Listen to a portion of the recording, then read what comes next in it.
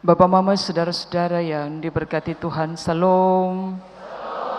Mari kita saling jabat tangan, katakan Tuhan memberkatimu, damai di hati. Saya lihat ada yang sudah mulai banyak pakai baju baru, rambut sudah mulai baru. Saya mau perhatikan sepatu, tapi saya sedikit sulit untuk lihat sepatu. Bapak Mama yang diberkati Tuhan, setiap orang merindukan hidup yang utuh. Kita rindu raga kita kuat, tapi kita rindu juga jiwa kita tenang. Selalu kita diingatkan apa arti tubuh yang kuat, tapi untuk tidur saja saudara tidak bisa. Untuk apa dua kaki yang kuat menopang tubuh, tapi untuk makan saja saudara kehilangan selera. Kita rindu punya hidup yang utuh. Fisik kita kuat, raga kita mampu menopang tubuh, tapi jiwa kita tenang, belajar mengucap syukur untuk setiap peristiwa. Terkadang tekanan-tekanan hidup ini buat saudara dan saya hidup tidak dalam keseimbangan lagi. Kita dituntut banyak hal. Karena itu ketika saudara perhatikan mata saudara terbuka di pagi hari, mata yang terbuka, weker yang berbunyi, alarm yang membangunkan saudara, seakan-akan mendorong saudara untuk bergerak cepat. Walau terkadang kita puraga tidak mampu untuk lagi bergerak. Ini hidup saudara.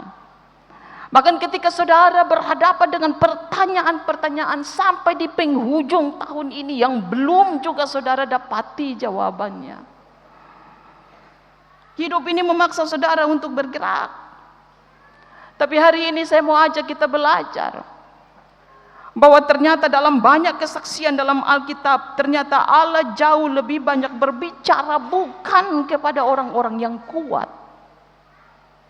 Tapi justru Alkitab menampilkan satu pesan kuat untuk saudara dan saya. Bahwa ternyata Allah jauh lebih banyak berbicara kepada mereka yang sementara sedang tidak stabil hidupnya. Allah sementara sedang berbicara kepada mereka yang sedang berjalan tertatih, raga kuat tapi jiwa tidak tenang. Allah lebih banyak berbicara kepada mereka yang sementara sedang mencari pengharapan. Dan Allah jauh lebih banyak berbicara kata kesaksian Alkitab kepada mereka yang terus berjalan walau jiwa ini terasa letih dan memohon untuk segera berhenti. Saya ajak kita periksa teks supaya minggu Advent yang ketiga kita tidak kering, saudara. Saya ajak kita periksa teks ini. Apa cerita di balik seorang perempuan sederhana yang bernama Maria itu, yang namanya akan terus didengungkan ketika memasuki minggu-minggu Adventus. Catatan pertama, seorang malaikat Gabriel pergi diutus ke Nazaret. Ini kota kecil, berjumpa dengan seorang yang kecil dari status sosial. Kota kecil, hidup seorang yang tidak pernah dihitung. Seorang perawan yang bernama Maria. Kan itu kalau Bapak Mama dan saya periksa teks ini, sebenarnya Injil menurut Lukas menampilkan sebuah pola kerja dari Allah. Ternyata Allah tidak sibuk cari orang yang kuat, saudara. Tapi dia sibuk mencari mereka yang sementara sedang lemah. Dia sementara sedang sibuk kalau pola dunia itu adalah memilih yang punya nilai dari segi status sosial. Yang terpandang dari semua mata yang tertuju kepadanya. Allah balik pola kerja itu. Allah lihat seorang Maria. Maria tidak dipilih karena kehebatan. Maria dipilih karena anugerah. Karena itu kita juga bisa bilang Maria bukan sumber anugerah. Tapi Maria mendapatkan anugerah. Untuk melahirkan seorang yang kemudian menghadirkan anugerah bagi manusia. Kalau kita koreksi saudara, ini panggilan Maria ini bukanlah hasil kapasitas, apalagi tentang bicara tentang kelayakan seorang Maria. Tidak bicara tentang itu. Ketika Maria mendengar sapaan dari malaikat ini, apa yang terjadi? Maria terganggu saudara. Sapaan dari seorang malaikat itu dirindukan oleh banyak orang pada waktu itu. Bukankah sapaan seorang malaikat itu juga bisa menjadi sapaan Allah? Tapi justru kisah ini yang dituliskan oleh Lukas mau bilang kepada kita, malaikat sapa Maria, tapi sapaan itu justru mengganggu Maria. Maria terganggu saudara dan heran. Tapi Lukas mau bilang kepada kita, dia terganggu dan heran itu bukan karena ini Maria tidak punya iman.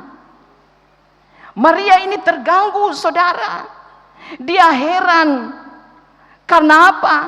Karena panggilan Allah seringkali datang dalam kebingungan dan benturan yang sangat jujur. Allah justru menyapa kita. Dan terkadang sapaan Allah itu membingungkan kita. Dan kalau Bapak Mama dan saya perhatikan, Maria tidak menutupi dia pun kegelisahan.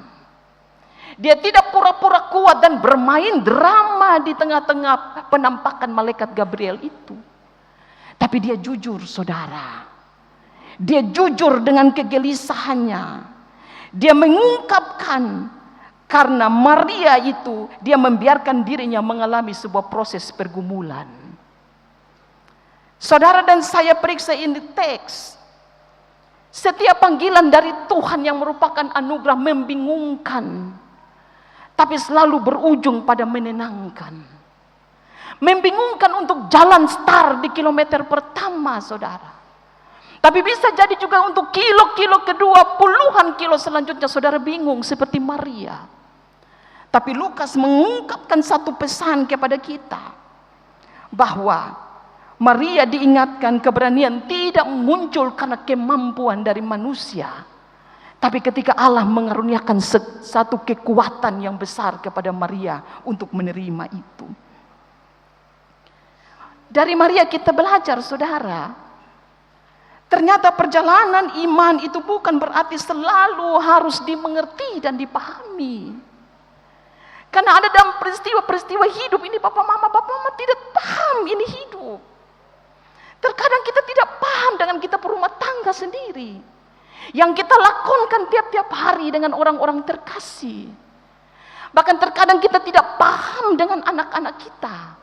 Kita tidak paham dengan saudara-saudara sekandung.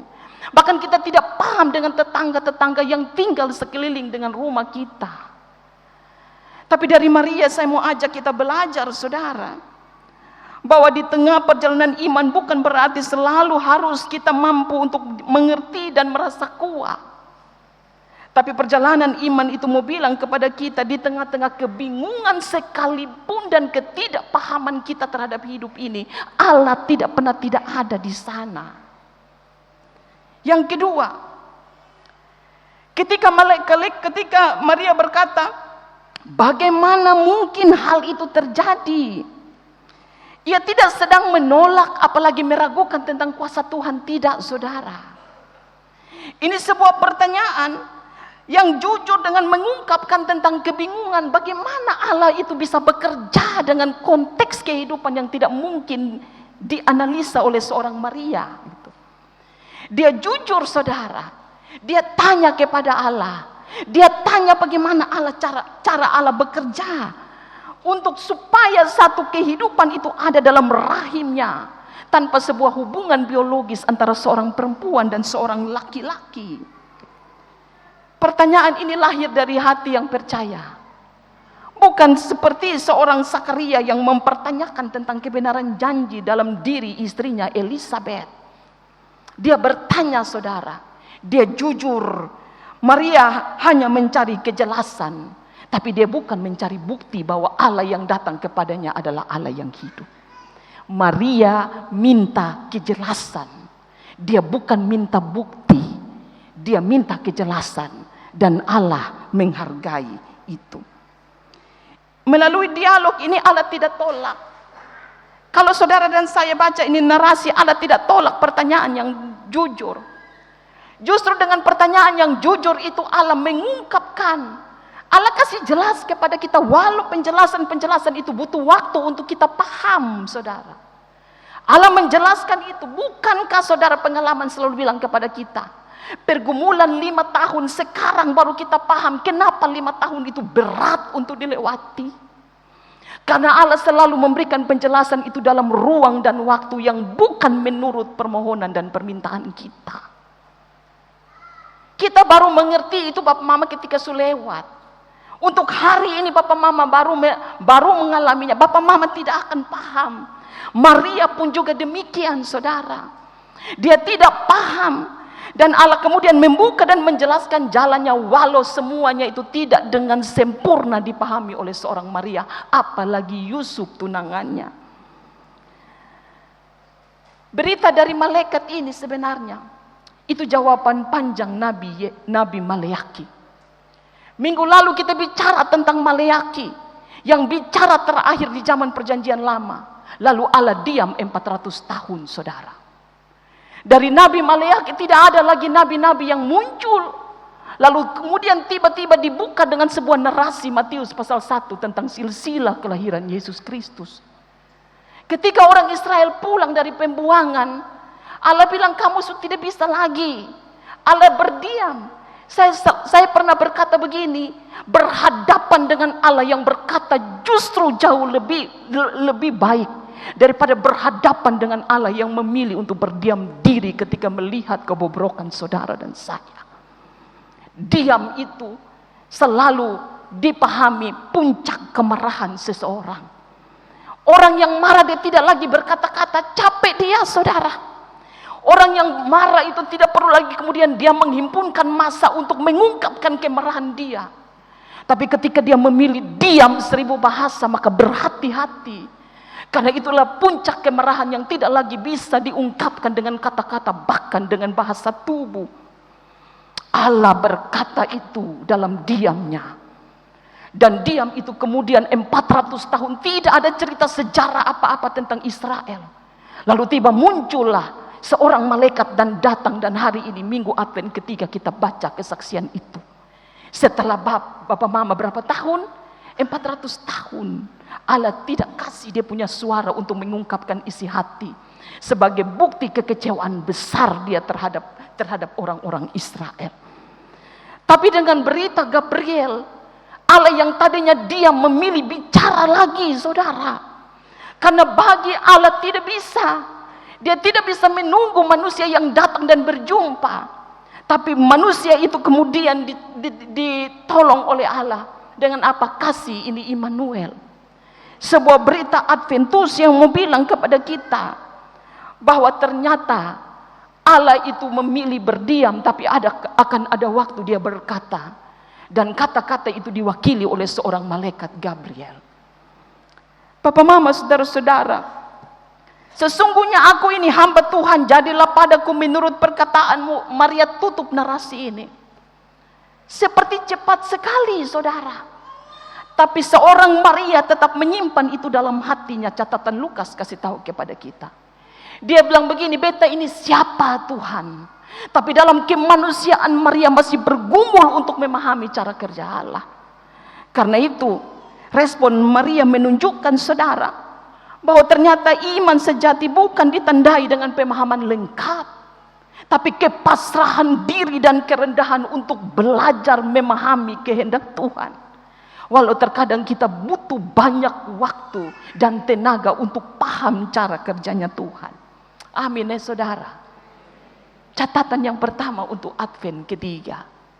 Yang pertama, saudara, dalam gumul dan juang hidup bertanya seringkali menjadi ruang terbaik. Dalam gumul dan juang hidup bertanya itu seringkali menjadi ruang yang terbaik untuk hidup saudara dan saya. Berapa kali Bapak Mama bertanya dalam hidup ini? Saya percaya tidak terhitung lagi, saudara. Helaan nafas kita itu ungkapan pertanyaan terhadap perjalanan hidup. Raga kita kuat, jiwa kita sakit. Sejuta pertanyaan kita lontarkan. Tapi bertanya itu semata-mata bukan hanya saudara dan saya untuk temukan jawaban. Bertanya itu kan kita rindu dapat jawaban. Seperti seorang istri yang bertanya, "Bapak, kenapa Papa diam?" Seperti seorang suami yang juga bertanya kepada mama, "Kenapa?" Sebuah penelitian bilang begini, Bapak Mama, berbahagialah para suami yang selalu mendengar omelan para istri. Karena justru ketika seorang istri mengomel itu mentalnya sementara sedang baik. Tapi ketika seorang istri itu sudah memilih berdiam diri dan tidak lagi melakukan apa-apa, itu tanda awas saudara untuk seorang suami. Itu berarti mentalnya terganggu, jiwanya remuk, bahkan raganya mengalami keletihan dan sulit lagi dia ungkapkan. Karena itu Bapak Mama, bertanya itu selalu menjadi ruang terbaik. Pertanyaan yang kita bawa ke hadapan Tuhan itu bukan tanda bahwa iman kita sumati. Tidak saudara. Kalau saudara semakin banyak bertanya kepada Tuhan, itu tanda iman saudara sementara sedang bertumbuh.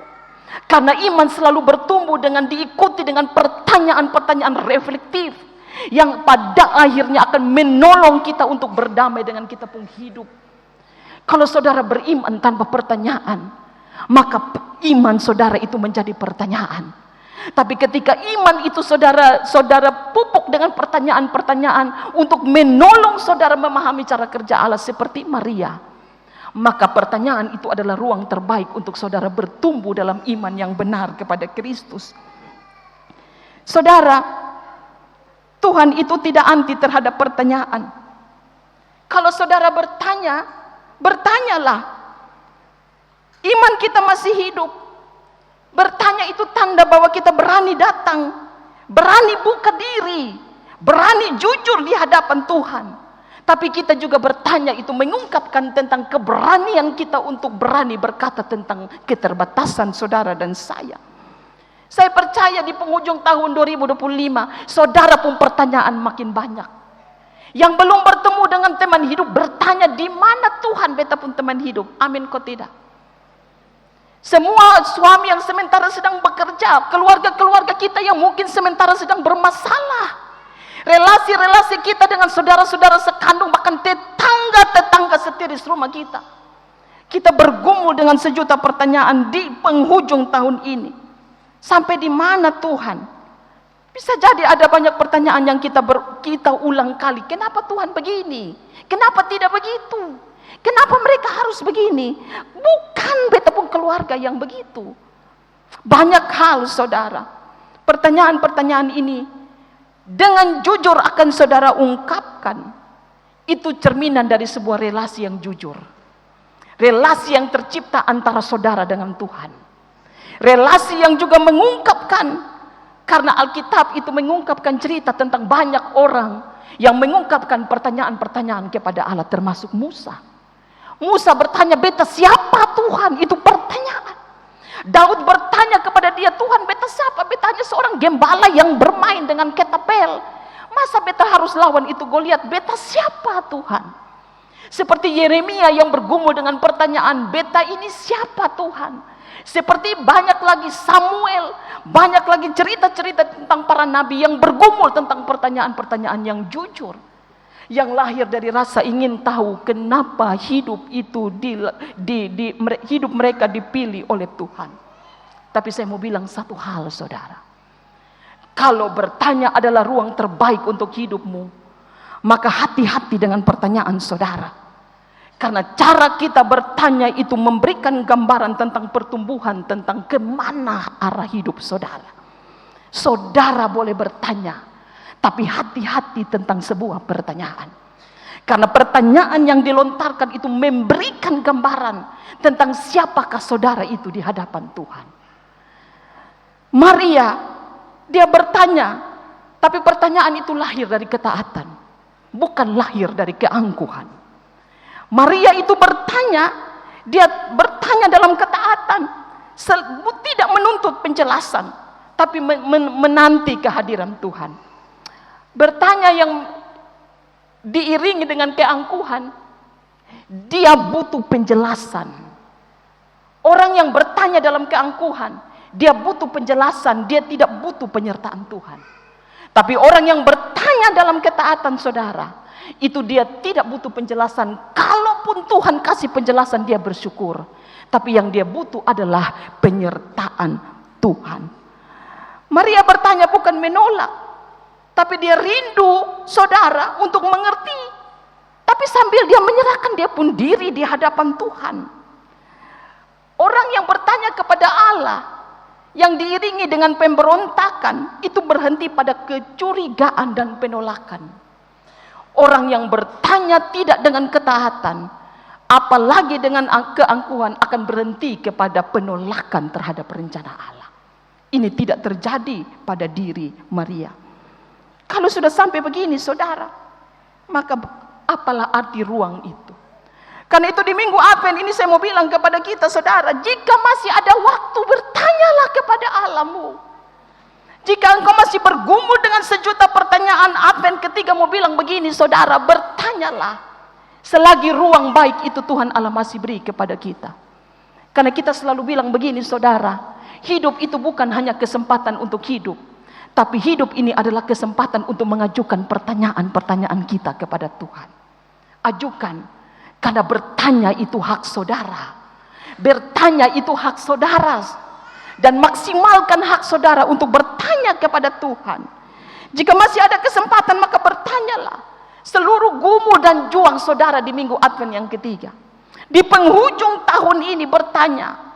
Tapi hati-hati saya mau bilang, bertanyalah sebagai seorang hamba, bukan sebagai penguasa atas hidup saudara.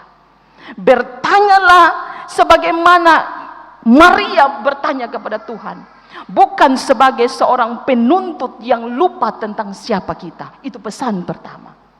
Pesan kedua, saudara, saudara tahu, Maria itu dipanggil sebelum dia sembuh, saudara. Dia mengandung itu sebelum dia sembuh. Seorang perempuan yang tidak bisa berdamai dengan kehamilannya akan mengganggu proses di mana ketika janin itu akan tumbuh. Tapi seorang perempuan yang bisa menerima bahwa dia hamil, dia sementara sedang mengandung, akan menolong janin yang ada dalam kandungannya akan bertumbuh secara baik. Kan itu catatan kedua. Ini saya mau bilang begini, Maria dipanggil sebelum dia sembuh dan sebelum dia menjadi kuat sebagai seorang perempuan. Kalau kita periksa teks, keputusan Maria itu kan pergi ke Elisabet. Dia tidak pergi di tempat lain, saudara. Kenapa dia pergi ke Elisabet? Karena dia tahu Elisabet tempat yang terbaik.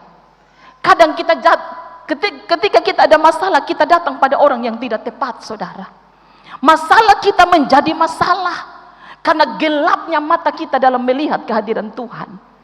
Tidak sedikit kita pun masalah itu jadi bola liar bagi banyak orang. Karena saudara dan saya salah memilih tempat untuk mengungkapkan perasaan kita. Ada orang yang bermasalah, taruh di Facebook. Ada orang yang bermasalah, cerita pi sahabat. Sahabat akhirnya apa? Jadi pagar makan tanaman. Banyak hal, saudara. Karena itu saya mau bilang begini, dari Maria kita belajar. Kalau saudara bermasalah, saudara sementara mengajukan pertanyaan, maka perhatikan tempat di mana saudara akan pergi. Karena tidak semua tempat itu akan memberikan dan menghadirkan kekuatan baru bagi saudara. Dia mungkin menangis, tapi dalam hati mampus lu. Dia mungkin menangis, tapi dalam hati surasa, beta pun natsar Tuhan su jawab. Elisabet, tempat bagi Maria yang tepat. Karena itu ketika Gabriel dia menyampaikan keputusan dari Allah, Maria langsung pergi ke Elisabet. Saya ajak kita perhatikan Elisabet. Papa mama, dia pergi saat dia belum siap. Saat justru dia belum sembuh. Maria tidak menutup diri, dia bergerak, saudara. Karena itu kenapa membantu untuk menyembuhkan diri, terkadang kita harus bergerak keluar. Tidak boleh ada di dalam kurungan kamar. Banyak orang yang dia mental semakin rapuh karena terlalu banyak diam di dalam kamar. Yang kemudian menyimpulkan, saudara, ini dunia ini hanya terdiri dari 1 kali 1. Padahal dunia ini terlalu luas. Maria keluar, dia bergerak, dia pergi kepada tempat yang tepat. Maria pergi Dalam perjalanan itu dia justru membawa sebuah pemulihan. Kalau saudara dan saya perhatikan, Maria pun kedatangan dengan ke Elisabet itu bawa sebuah pemulihan. Pemulihan yang juga memberikan jawaban kepada Maria. Dari teks ini, Elisabet itu ruang aman. Tapi kedatangan Maria justru mempertegas tentang siapa yang Elisabet sementara sedang kandung. Yohanes Pembaptis. Seorang yang namanya tidak disebut, tetapi kehadirannya disebut dalam catatan terakhir Nabi Maleaki. Papa mama saudara-saudara, Maria itu datang. Elisabet tidak menyembuhkan Maria dengan nasihat dan solusi. Dia tidak pakai nasihat. Dia tidak pakai satu jalan keluar dengan solusi untuk mempercepat penyembuhan apa yang dialami oleh Maria. Tapi kalau kita perhatikan, ia menghadirkan apa yang paling dibutuhkan oleh seorang yang sementara sedang terluka. Yaitu apa? Penerimaan saudara. Iman dan pengakuan akan karya Allah. Diberkatilah engkau di antara seorang perempuan. Maria pi Elisabet. Elisabet tidak hakimi Maria, saudara. Elisabet pergi, Maria pergi ke Elisabet. Elisabet tidak mencurigai Maria. Tapi dia datang dan kehadirannya diterima secara baik oleh Elisabet. Papa mama, inilah wajah gereja Advent. Bukan gereja yang dia pun nama Advent, tidak. Gereja yang menghadirkan suasana Advent. Gereja yang menerima mereka. Yang sementara sedang mencari kekuatan. Gereja yang sementara juga sedang menghadirkan kehangatan bagi mereka semua. Saya mau bilang begini saudara. Ternyata Maria, dia mengklaim bukan hanya sebagai seorang hamba. Tapi dia bilang, beta ini pelayan tuh. Pelayan yang bukan telah selesai dengan luka-lukanya. Tapi seorang pelayan yang berani tinggal dengan luka-lukanya. Maria itu seperti sosok seorang yang terluka. Tapi justru dipanggil oleh Tuhan untuk menyembuhkan luka banyak orang. Maria itu seperti orang yang sementara sedang terluka. Tapi justru diberikan tugas oleh Tuhan untuk menyembuhkan banyak luka karena dosa. Itulah diri seorang pelayan, Bapak Mama. Mereka yang mengklaim diri sebagai pengikut Kristus. Ada saat saudara itu terluka. Tapi saudara justru diberikan tugas banyak oleh Tuhan untuk menyembuhkan banyak luka dari apa yang dialami oleh banyak orang. Karena itu tidak sedikit Bapak Mama. Para penatua, diaken, pengajar harus memaksakan diri mereka berdiri seteguh mungkin. Hanya semata-mata untuk menyembuhkan luka dari orang-orang yang mereka layani. Padahal Bapak Mama, di dalam diri mereka saja, mereka belum mampu untuk menyembuhkan luka-luka itu. Maria mengalami itu saudara. Dia belum kasih sembuh dia punya luka. Dia tidak mampu menyembuhkan luka. Tapi Tuhan bilang, kau perempuan yang beta pilih untuk menyembuhkan luka manusia karena dosa. Karena itu pesan besar untuk kita Bapak Mama. Penderitaan itu terkadang membuat kita enggan untuk melihat orang lain. Penderitaan, tekanan-tekanan batin itu sulit membuat kita untuk membuka diri dan melayani dengan maksimal. Saya mau bilang begini, terkadang kita enggan untuk melayani, berdiri sebagai pelayan. Karena kita merasa bahwa kita belum juga sembuh. Kapan saudara sembuh baru melayani?